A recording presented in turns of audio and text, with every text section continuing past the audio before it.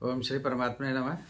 मैं प्रोफेसर हृदय अवस्थी अपने परम पूज्य गुरु जी वेद मूर्ति तपोनिष्ठ गीता उपनिषद पुराण और धर्मशास्त्र के विशेषज्ञ प्रोफेसर पंडित भगवत शरण शुक्ल जी के साथ में आप सभी का Awasthi Ayurveda anatomy yoga and spirituality channel पर हार्दिक स्वागत करता हूं। हम लोग गीता के 18वें अध्याय में हैं और 41वें श्लोक से आगे की सरल व्याख्या गुरु जी करेंगे, जिसमें प्रत्येक वर्ण के कर्मों के बारे में बताया गया है। तो वो उसी प्रकार से जैसे शरीर में जो अंग हैं और प्रत्येक अंग आवश्यक है और प्रत्येक अंग के कुछ अलग अलग कार्य हैं, तो गुरु जी के श्रीमुख से हम लोग सुनेंगे। तो हम लोग चलते हैं गुरु जी की ओर। नमोस्तुरन्ताय सहस्रमूर्तये सहस्रपादाक्षिशिरोरुबाहवे सहस्रनाम्ने पुरुषाय शाश्वते सहस्रकोटियुगधारिणे नमः। कृष्णाय वासुदेवाय हरे परमात्मने प्रणतः क्लेशनाशाय गोविंदाय नमो नमः। इस चैनल से संबद्ध सभी विद्वद्गण, सभी जिज्ञासु छात्रवृंद, हृदय सज्जन वृंद एवं इस चैनल के संस्थापक तथा प्रबंधक आचार्य हरिहृदय अवस्थी जी, हम लोग गीता ज्ञान यज्ञ की शुभ अवसर पर 18वें अध्याय की चर्चा कर रहे हैं और आज का जो विवेचन होगा वो ब्राह्मण, क्षत्रिय, वैश्य और शूद्रों के स्वाभाविक कर्म क्या होते हैं उस पर हम लोग चर्चा करेंगे। भगवान कहते हैं ब्राह्मण क्षत्रिय विषाम शूद्राणांच परंतप कर्माणि प्रविभक्तानि स्वभाव प्रभवैर्गुणैः। अब इस श्लोक की व्याख्या करने के पहले इसमें दो शब्द इसमें भगवान ने कहा है, स्वभाव प्रभवैर्गुणैः। स्वभावतः माने प्राकृतिक ढंग से ये गुण जिनमें वो पनपते हैं,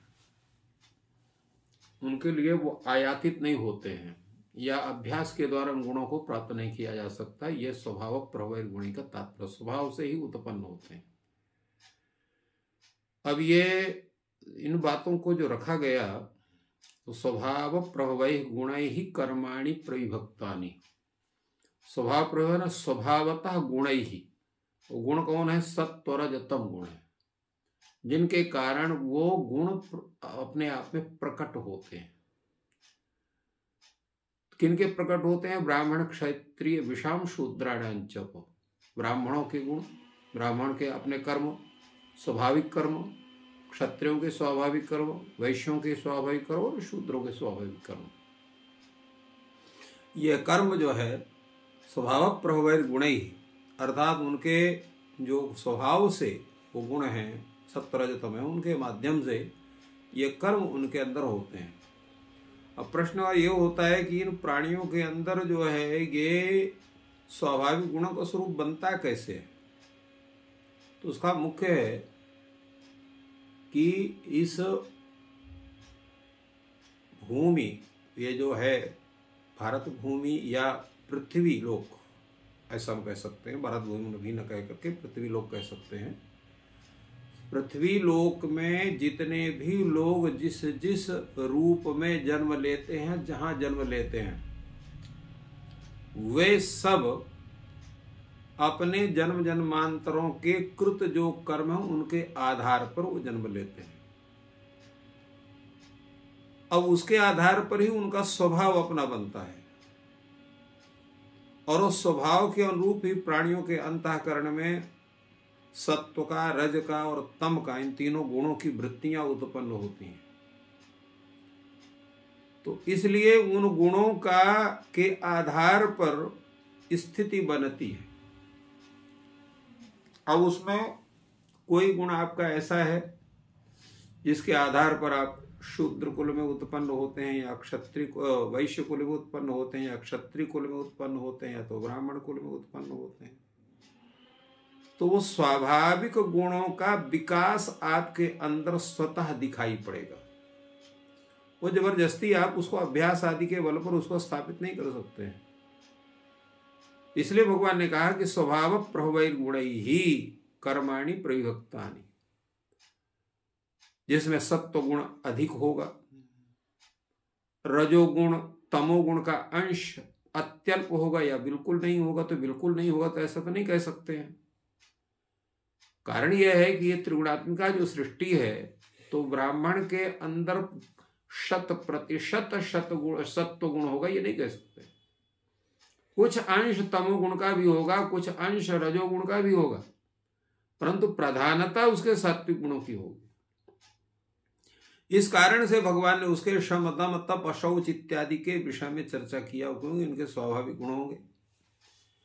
इसी प्रकार सत्व मिश्रित रजोगुण का जहां आधिक्य है वो क्षत्रिय होगा, तो उसमें स्वाभाविक गुण कर्म होंगे, शूरवीरता होगी, तेज होगा। इसी तरह से स्वभाव जो है तमो मिश्रित रजोगुण का जहां पर अधिक होगा और सत्वगुण का भी कुछ अंश होगा, तो ऐसा वैश्य होगा। उसमें जो है कृषि गौरक्ष वाणिज्य आदि कर्म के प्रति उसकी चेतना बनेगी, उसके कर्म बनेंगे। और उसी तरह से रजोगुण मिश्रित तमोगुण प्रधान जो होगा, जिसमें सत्वगुण का भी कुछ ना कुछ अंश होगा, ऐसा व्यक्ति शूद्र होगा। और शूद्र व्यक्ति जो है तीनों वर्णों के कर्म का सहायक बनता है। सहायक, उसके बिना काम नहीं चलता है।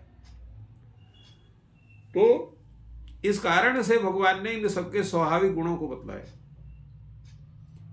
और स्वाभाविक गुणों के साथ साथ भगवान ने यह भी बतलाया कि ये जितने गुण हैं सत्वरजतम के माध्यम से होने वाले हैं और जो कर्म उनके प्रयुक्त किए गए हैं, तो ये उनके सत्वगुण स्वभाव, रजोगुण सत्व मिश्रित रजोगुण स्वभाव, सत्व मिश्रित रजोगुण मिश्रित तमोगुण का प्रभाव और सत्वरजतम मिश्रित तमोगुण का स्वभाव के स्वरूप में तमोगुण अधिक जहां पर हो, तो तात्पर्य क्या है कि जो है ब्राह्मण में सत्व गुण का आधिक्य होता है, क्षत्रिय में रजोगुण का आधिक्य होता है, और जो है उसमें तमोगुण क्या कहते हैं सत्व गुण जो है उसका उसमें पुट होता है। इसी प्रकार जो वैश्य है उसमें तमोगुण के साथ साथ रजोगुण की भी प्रधानता रहती है और सत्व मिश्रित रहता है। और जो शूद्र है उसमें तमोगुण का प्रधान होता है, रजोगुण का और सत्वगुण का उसमें सम्मिश्रण होता है, उसका प्रभाव होता है।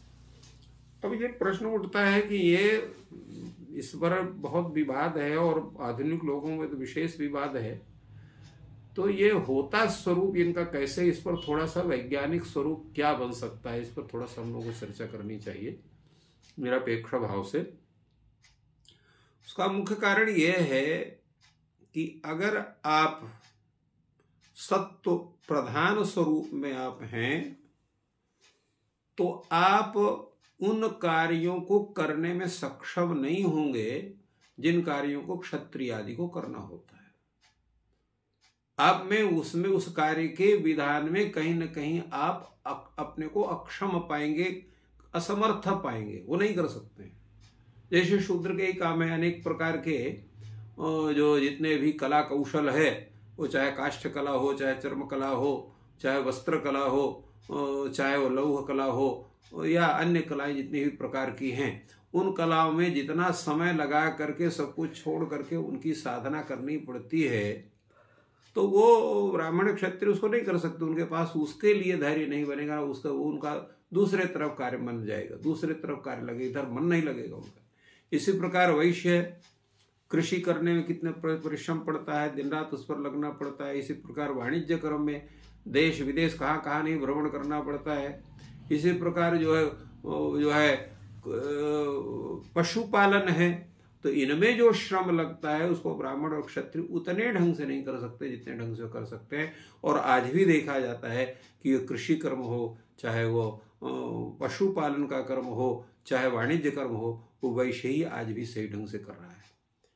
और इसी तरह से क्षत्रिय के लिए है, क्षत्रिय का जो कर्म है, अगर कहीं प्राण देना है अपने देश की रक्षा करने के लिए, तो दूसरे लोग डर सकते हैं, भाग सकते हैं, परंतु उनके यहाँ सीधे ये कहा जाता है, क्षत्रियों के लिए उनके खून में भरा जाता है, उनके स्वभाव में डाला जाता है कि अर्जुन से प्रतिज्ञा द्वेन दैन्यम न पलायनम, वो दैन्य भी नहीं दिखा सके और पलायन भी नहीं कर सकते हैं। तो ये स्थिति उनकी बनती। इसी तरह से संपूर्ण शास्त्रों का, वेदों का संरक्षण करने के लिए जो तपश्चर्या की आवश्यकता होती है, सबके प्रति स्नेह भावना की जो आवश्यकता होती है, संपूर्ण समाज को एक साथ बांध के रखने की जो जरूरत होती है, उसके लिए सत्व गुण प्रधान हुए वाला व्यक्ति दूसरा कोई कर नहीं सकता है। इसलिए आज भी देखते हैं पूरे गांव, पहले पुरोहित को रखा जाता था गांव में। पुरोहित का शब्द का अर्थ है, वो सीधे वेद भी कहता है उस बात को कि राष्ट्रे जागृयाम पुरोहिता। जिस राष्ट्र में पुरोहित जागृत होता है, अर्थात उसके बात को सब लोग सुनते हैं, मानते हैं, श्रवण करते हैं, उसके अनुसार समाज की व्यवस्था को चलाते हैं, वो समाज कभी भी दूषित नहीं हो सकता है।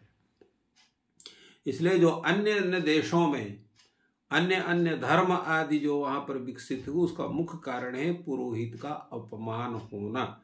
इसलिए आज भी देखा जाता है कि जितने इतने विदर्भी हैं वो सबसे उसके सबके टारगेट में आज पुरोहित भी है। पुरोहित के कारण आज जो समाज है वो धीरे धीरे वो विकृत स्वरूप को प्राप्त हो रहा है। इसलिए जो है ब्राह्मण को शुद्ध होना जरूरी है, क्योंकि वही सबका मार्गदर्शक होता है। इसलिए भगवान यहाँ कहते हैं शमो दमस्तपः शौचम क्षांतिरार्जवमेव च ज्ञानम विज्ञानमास्तिक्यम ब्रह्म कर्म स्वभावजम। ब्राह्मण का जो है वो स्वाभाविक कर्म क्या है? शम होना। शम का तात्पर्य क्या है?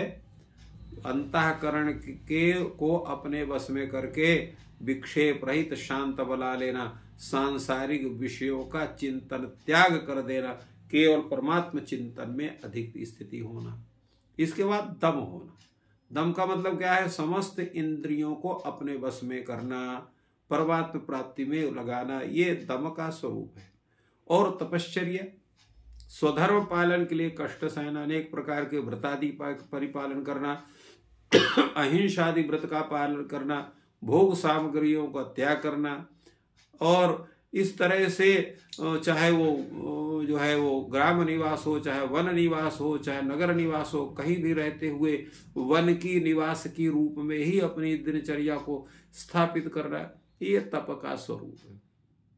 शौच का तात्पर्य है कि वो बाह्याभ्यंतर शुचि ही, उसको बाह्य शुचि भी और आभ्यंतर शुचि दोनों होना चाहिए। मन शुद्धि भी होना चाहिए, शरीर भी शुद्ध होना चाहिए, आचरण की शुद्धि होना चाहिए।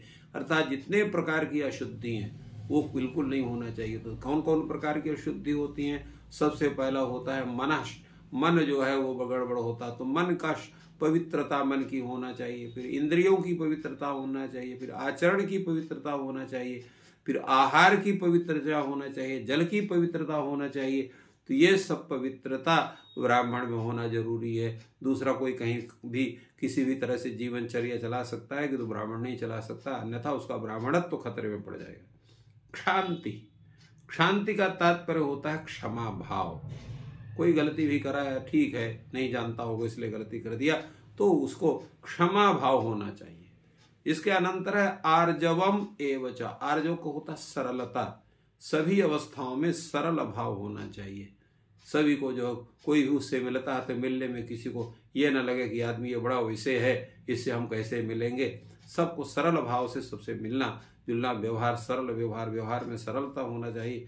और ज्ञान का तात्पर्य है सभी वेदों का, शास्त्रों का और जो धर्मशास्त्र आदि का सबका ज्ञान उसको होना चाहिए।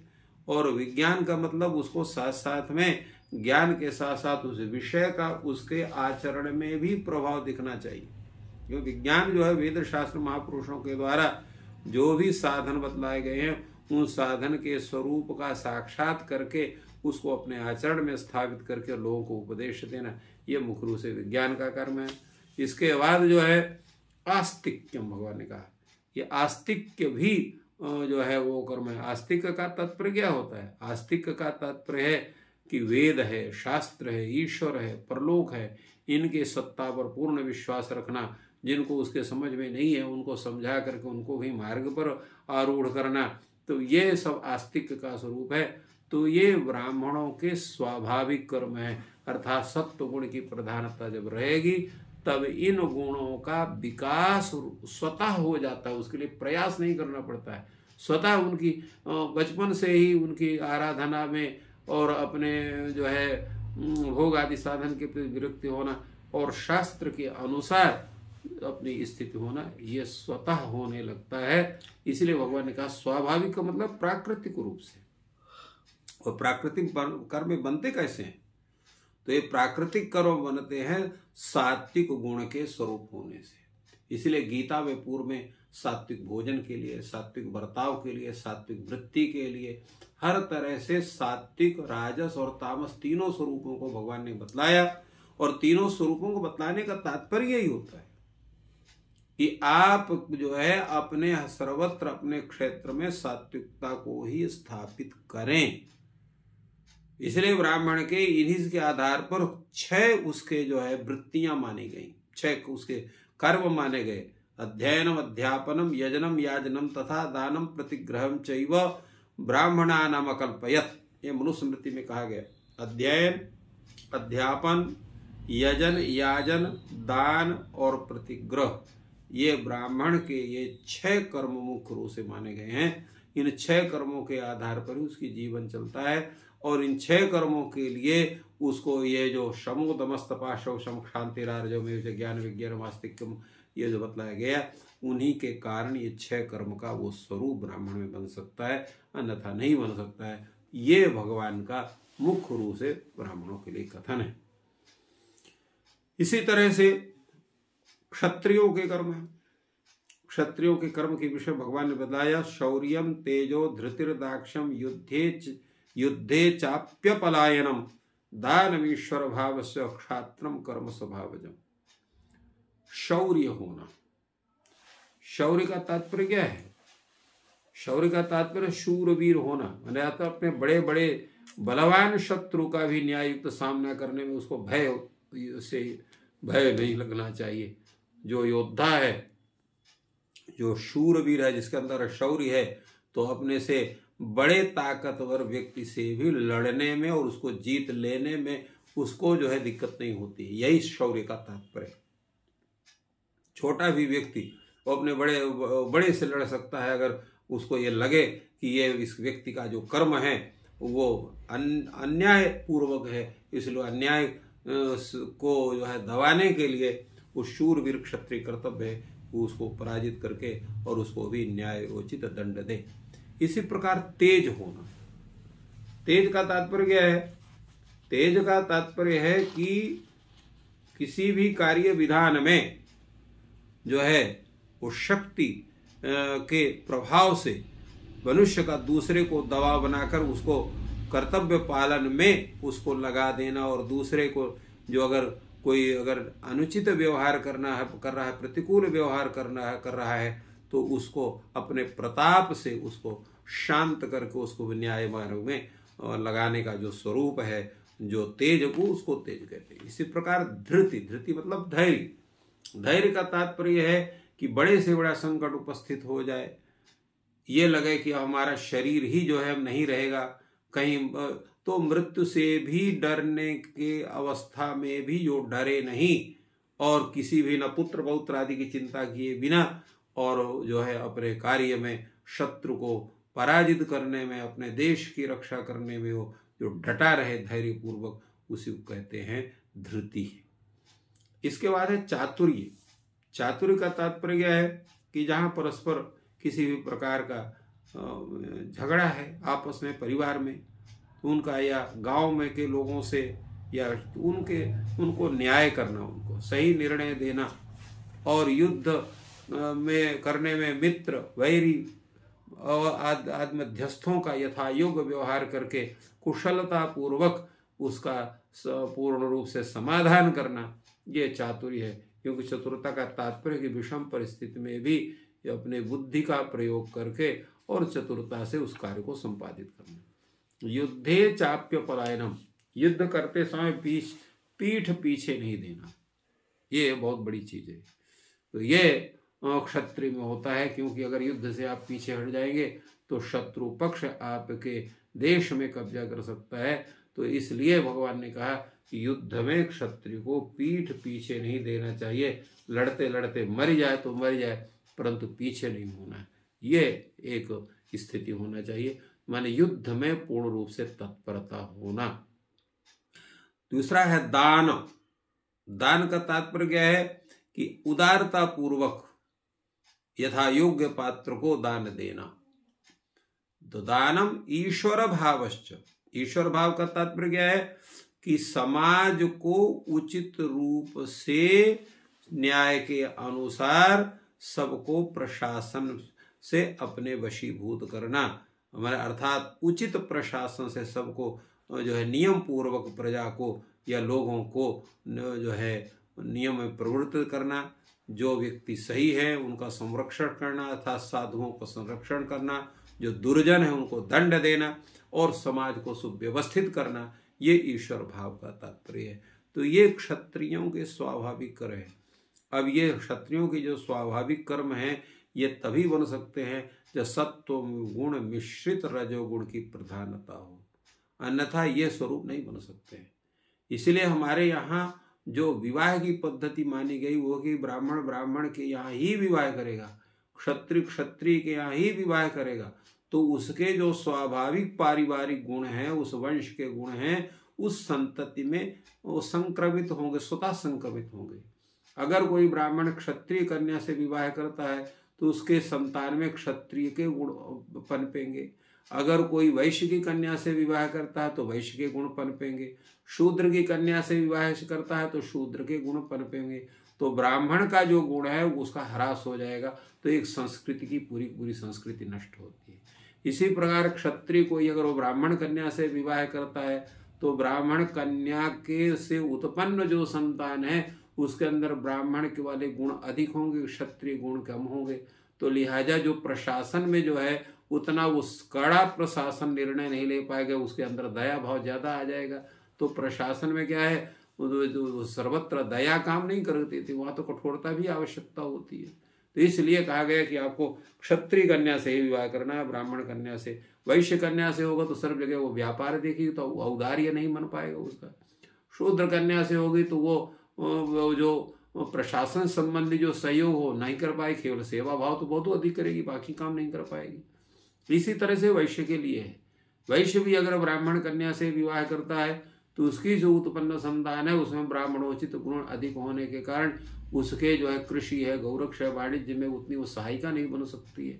क्षत्रिय कन्या है तो बार बार उत्तेजित होकर के उसके प्रभाव को वो नहीं सह पाएगा तो परिवार में विघटन की स्थिति उत्पन्न हो सकती है। अगर वो शूद्र की कन्या से विवाह करता है तो उसके कार्यों में उतना हाथ वो नहीं बढ़ा सकती है, तो इस तरह से उसके लिए दिक्कत हो। इसी प्रकार शूद्र के लिए भी, शूद्र अगर अपने ही जो है जाति विशेष से विवाह करता है तभी उसके कर्म में उसकी पत्नी पूर्ण सहायिका हो सकती है। अगर वो जो है दूसरे से विवाह करता है तो नहीं हो सकती है, क्योंकि उसके जो स्वाभाविक कर्म है उसके बाधक बनेंगे।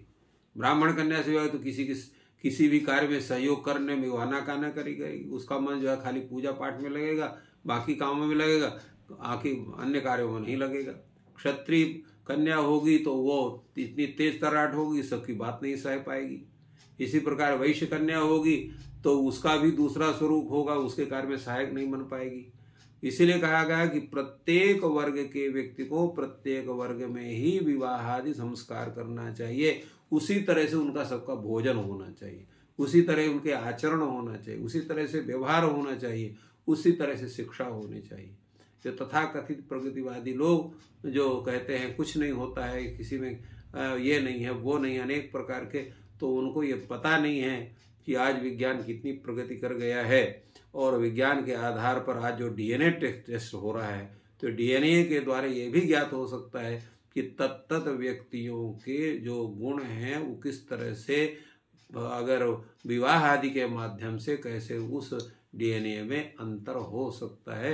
तो उस वैज्ञानिक तथ्य को हमारे ऋषि महर्षि सब जानते थे, इसलिए उन्होंने ये संपूर्ण व्यवस्था बनाई थी। इसलिए उस व्यवस्था का पूर्ण परिपालन होना चाहिए। उस व्यवस्था के से व्यतिरिक्त किसी भी व्यक्ति को नहीं जाना चाहिए, यही शास्त्रकार का कथन है।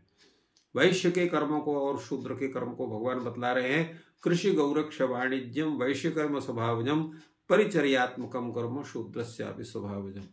कृषि करना, गो रक्षा करना, गो शब्द से यहाँ पर पशु रक्षण, जो भी पशु है, चाहे वो गो तो सभी के लिए है, गो के साथ साथ महिष है, अजा है, अभी है इत्यादि, इनके भी संरक्षण में है। तो और वाणिज्य कर्म, ये वैश्य कर्म के स्वभाव है। स्वभावतः ये सब अपने कर्म करते हैं। अब जो कृषि करने वाला व्यक्ति है, वो बीज कब बोना चाहिए, किस अवस्था में करना चाहिए, कौन सा बीज का संरक्षण कहाँ करना चाहिए, उसको ज्ञान तभी होगा जब वो परंपरा से उसको कर रहा है। खाली पढ़ लिखने के बाद आप अनेक प्रकार के कार्यों को तो कर सकते हैं, परंतु कृषि कर्म को नहीं कर सकते हैं। आज जितने भी कृषि से डिग्री लेकर के बैठे हुए हैं, तो उसमें कोई भी कृषि नहीं करता। वो प्रोफेसर बन जाएगा या कोई दूसरा कर्म करेगा, वैज्ञानिक बन जाएगा, परंतु कहीं भी कृषि कर्म करने के लिए उसको भी तत्त लोगों को ही देखना पड़ता है जो कृषि कर्म को करते हैं। इसी प्रकार गो रक्षा का कर्म है, तो गो रक्षा का कर्म जो गो रक्षा को परंपरा से करते रहे, तो गौओं के उनके रोगों के विषय में, उनके संरक्षण के विषय में जितना वो जानते हैं दूसरा कोई नहीं जानता है। वाणिज्य का ही आज भी वाणिज्य का शुरू जो परंपरा से वणिक कर्म करते आ रहे वही कर रहे हैं, तो ये वैश्यों का स्वाभाविक कर्म है। इसी पर परिचर्यात्मकम कर्म शूद्रस्यापि स्वभावजम। परिचर्या का तात्पर्य किसी का हाथ पैर मींजना नहीं है या उसकी जो है नीच टहल करना मन। उसका तात्पर्य है कि प्रत्येक के कार्यों में सहायक होना। जैसे ब्राह्मण है, उसको यज्ञ मंडप बनाना या कुछ करना है, तो वो सब कर्म जो है उसके सहायक जो रहेंगे शूद्र वर्ग के लोग, वो उसकी सहायता करें। क्षत्रिय को जो अनेक प्रकार के अस्त्र शस्त्र निर्माण करवाना है, अनेक प्रकार के जो है रथ वगैरह का निर्माण करना है, वो उसके सहायक होंगे। इसी प्रकार जो कृषि करने वाले, कृषि संबंधी जो उपकरण है, गौ रक्षा करने वाला है, उसके गौ रक्षा संबंधी जो उपकरण है, बड़ी कर्म के लिए जो उपकरण है, उनमें सब में सहायक के रूप में ये शूद्र कर्म करने वाले व्यक्ति, शूद्र व्यक्ति को लगाया जाता है। तो इस तरह से ये संपूर्ण प्रक्रिया, समाज की प्रक्रिया, लोक की प्रक्रिया और साथ साथ में संपूर्ण ये व्यवस्था की प्रक्रिया को ध्यान रख के हमारे पूर्वजों ने और विशेष करके भगवान स्वयं कहते हैं माया, तो मेरे द्वारा अर्थात सृष्टिकर्ता परमात्मा के द्वारा इस व्यवस्था को बनाया गया। इसलिए इसका भी संपालन करना, उसके अनुसार अपने जीवन को चलाना हम सभी भारतवासियों का ही नहीं, संपूर्ण विश्ववासियों का एक कर्तव्य है। तो इस प्रकार गुरुजी ने वर्ण के अनुसार जो स्वाभाविक कर्म हैं उनकी सरल शब्दों में विवेचना की और उनका अनुपालन करने का आदेश किया। ईश्वर आप सभी की सहायता करें। आपका दिन शुभ हो। धन्यवाद।